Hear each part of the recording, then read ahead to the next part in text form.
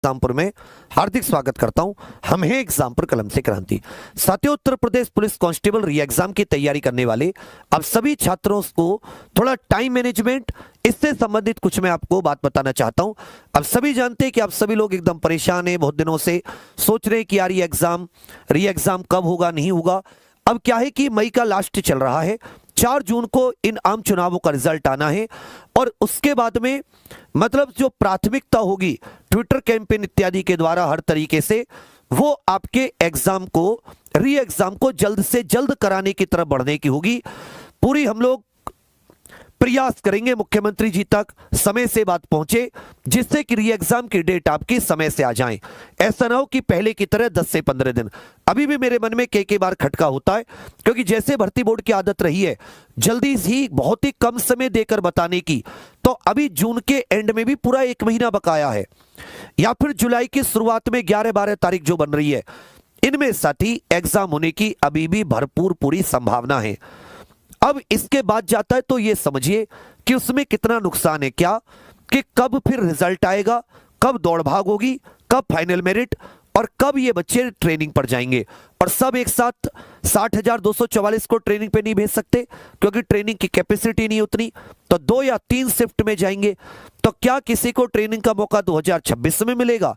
तो आप सभी लोग ये दिमाग लगाना और फिर आपको समझ में आएगा कि री एग्जाम अब जितनी जल्दी हो जाए उतना ही आपका बेहतर है, क्योंकि आपको नौकरी भी करनी है। या जो आपके 5 साल तो ऐसे बर्बाद हो गए, अब 3 साल ज्वाइनिंग लेटर के इंतजार में आपको बर्बाद करनी है। तो मैं आपको कोशिश रहे कि अगर इन डेट्स में कहीं पर हो जाता है, इससे बढ़िया कुछ नहीं है। तैयारी बहुत बढ़िया से आपकी हो चुकी है। जो बची खुची है, जिसकी नहीं हुई है, वो भी इस समय अगर लग जाए तो अपना प्रयास कर सकता है, क्योंकि मेहनत करने वालों की और कोशिश करने वालों की कभी भी हार नहीं होती। तो एक टाइम मैनेजमेंट को लेकर कुछ बच्चे कह रहे थे कि सर, जैसे जब से री एग्जाम का ये डेट्स का नहीं हो रहा, जैसे जैसे आगे बढ़ता जा रहा है वैसे वैसे मोटिवेशन सर डाउन होता जा रहा है और समझ में नहीं आ रही कब कितना कौन से समय देकर क्या पढ़ें। तो आप सभी जानते हैं 150 प्रश्न आएंगे, जानते हैं हर एक क्वेश्चन 2 नंबर का होगा। मेरिट कितने में से लगेगी? 300 में से। टाइम कितना होगा? 120 मिनट। और नेगेटिव मार्किंग कितनी है? आधा नंबर, मतलब 0.50 नंबर आपका नेगेटिव मार्किंग में कट जाएगा यदि आप गलत करोगे। इसमें तो कोई शक नहीं है। जब आप 150 प्रश्न देखोगे तो 150 प्रश्न में आपको मिलेगा कि 75 प्रश्न जो हैं वो जीके प्लस हिंदी के हैं। किसके? 75 जीके प्लस हिंदी के, 38 जीके के, 37 हिंदी के। और जो 75 क्वेश्चन है वो रीजनिंग प्लस गणित के हैं। रीजनिंग किसके हैं? रीजनिंग प्लस मैथ्स के। रीजनिंग को 3 भागों में बांट रखा, एक अभिरुचि वाली और 2 साथी प्रॉपर रीजनिंग जो होती है, ठीक है। और मैथ्स को भी एक तो नंबर वाली रीजनिंग जो एक संख्या वाला होता है, और एक साथी रीजनिंग।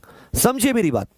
अब एक चीज सोचो, 150 प्रश्न है और ऑफलाइन ओएमआर आधारित पेपर होगा, तो आपको कम से कम 20 से 25 मिनट चाहिए, नहीं चाहिए गोले भरने के लिए? भाई 20 से 25 मिनट तो गोले भरने के लिए चाहिए। और ये भी कौन भरेगा? जिसकी स्पीड अच्छी होगी। 20 से 25 मिनट भी किसको लगेंगे?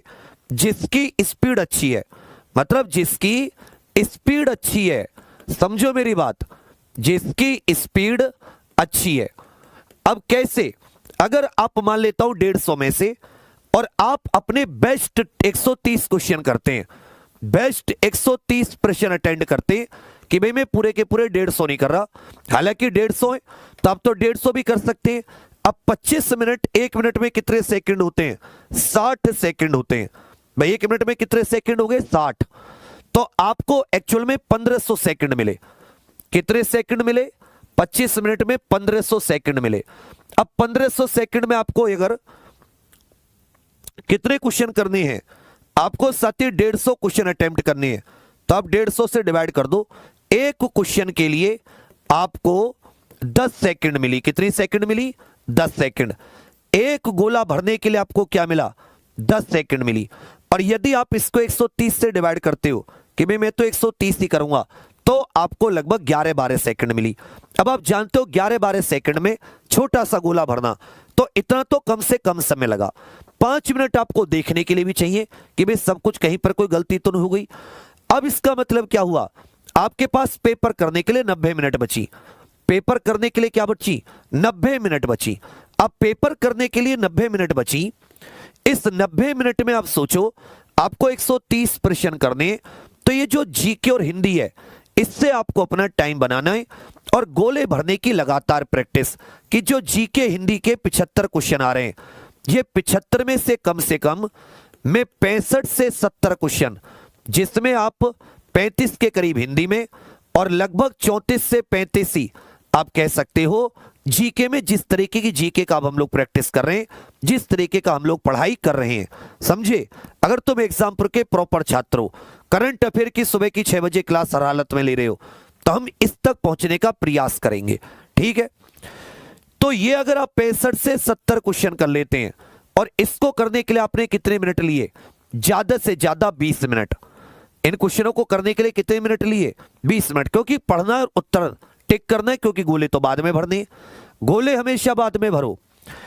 और जो फिर जितना समय इसमें बचा, फिर मान लो कि आपने गणित के जो 20 के करीब क्वेश्चन आते हैं, इसको 20 मिनट दे दिए, तो कितने हो गए, 40। फिर आप आराम से रीजनिंग को 50 मिनट दे सकते हो, आराम से 45 से 50 क्वेश्चन अटेम्प्ट करने के लिए। यह है सबसे अच्छा तरीका कि 65 से 70 हिंदी और इसमें, और 65 के करीब क्वेश्चन किसमें हो गए, ये आपके 60 से 65 रीजनिंग और मैथ्स में मिलाकर, तो ये टोटल 130 के आसपास बने। 130 मतलब 260 प्लस, मतलब 250 पार, यही हमारा टारगेट है। अब ये जो टाइम मैनेज है, ये केवल ये जो आप अभी मैं आपको पूरा प्रबंधन बता रहा हूं, ये एक योजना हो गई। ये थी योजना कि भाई मेरी ये योजना रहेगी। अब इस योजना को आपको इंप्लीमेंट करना है, इस योजना को मेरे भाई लागू करना है। और लागू करने के लिए आपको सबसे अच्छा होता है मॉडल पेपर लगाने, बिल्कुल पेपर जैसे, बिल्कुल पेपर जैसे, उसी माहौल में 2 घंटे का टाइम लगाकर। और ऐसा नहीं कि हर दिन एक मॉडल पेपर लगाना है, आपको एक हफ्ते में एक, वीक में एक मॉडल पेपर।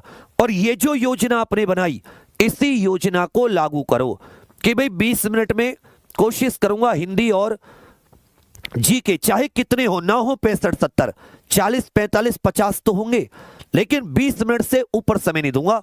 घड़ी बिल्कुल इस तरह का, क्योंकि वहां पर घड़ी अलाउ नहीं होती। तो इस बार हालांकि हम ट्विटर कैंपेन में घड़ी की बात करेंगे, लेकिन वहां पर पेपर में घड़ी अलाउ नहीं होती।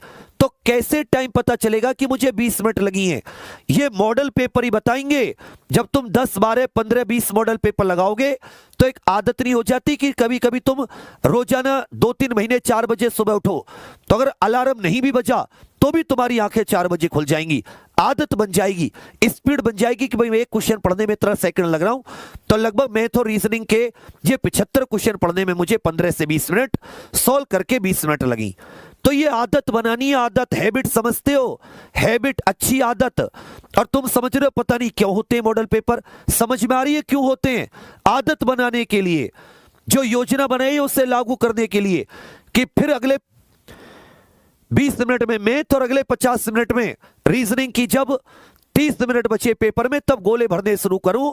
और गोले की प्रैक्टिस ऐसी हो, लास्ट में गोले भरने क्वेश्चन के साथ नहीं, बहुत समय खर्च होता उसमें, कि भाई मैं अपने 130 क्वेश्चंस के गोले 20-22 मिनट में भर पाऊं, और फिर 10 मिनट में देख लूं कि 2-4 क्वेश्चन और कर सकता हूं नहीं कर सकता। यह है मैनेज। फिर जब तुम मॉडल पेपर करोगे तो तुम्हें ऐसे टॉपिक या तुम्हें ऐसे सब्जेक्ट भी पता चलेंगे कि जो कम तैयार है या जो बिल्कुल तैयार नहीं है। जो कम तैयार हैं इनका रिवीजन करो थ्योरी से, इनको तैयार करो थ्योरी से, जिससे कि अगला मॉडल पेपर लगाओ तो ये टॉपिक आपके गलत ना हो, एनालिसिस करके। ये होता है मॉडल पेपर का फायदा, इसको अपने जीवन में डालो। महाक्रांति वॉल्यूम 1 तब लॉन्च किया था, वॉल्यूम 2 अभी लॉन्च किया है, और अभी आपके लिए इस टाइम मैनेजमेंट और ये जो प्रत्येक सब्जेक्ट होता है जिसमें आपकी दिक्कत है, इसको बिल्कुल जड़ से समाप्त करने के लिए एक महाभारत की